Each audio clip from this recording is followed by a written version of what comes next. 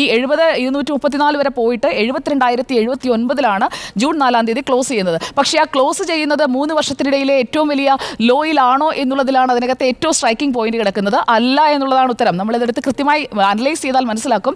2 മാസത്തിനിടയിലെ ലോയിലേക്ക് മാത്രമാണ്. അതായത് കഴിഞ്ഞ 2 മാസത്തിന് മുൻപ് ഏപ്രിൽ മാസത്തിലുണ്ടായ ഡിപ്പിലേക്ക് മാത്രമാണ് ഇത് എത്തിയിട്ടുള്ളത്. അപ്പോൾ എവിടെയാണ് ഈ പറയുന്ന രീതിയിലുള്ള കോടികളുടെ നഷ്ടം എന്നുള്ളത് രാഹുൽ ഗാന്ധിയാണ് പറയേണ്ടത്. എന്തായാലും പീയൂഷ് ഗോയലാണ് ഇപ്പോൾ BJPയുടെ ഭാഗത്ത് നിന്ന് എന്താണ് മറുപടി എന്ന് ഞാൻ നോക്കുമ്പോൾ BJPയുടെ ഭാഗത്ത് നിന്ന് അല്ലെങ്കിൽ ആ രീതിയിലുള്ള കൃത്യമായ ഒരു പ്രതികരണം പീയൂഷ് ഗോയലിന്റെ ഭാഗത്ത് നിന്നാണ് വരുന്നത്. പീയൂഷ് ഗോയൽ പറയുന്നത് ഒരു രാഷ്ട്രീയ മറുപടിയാണ്.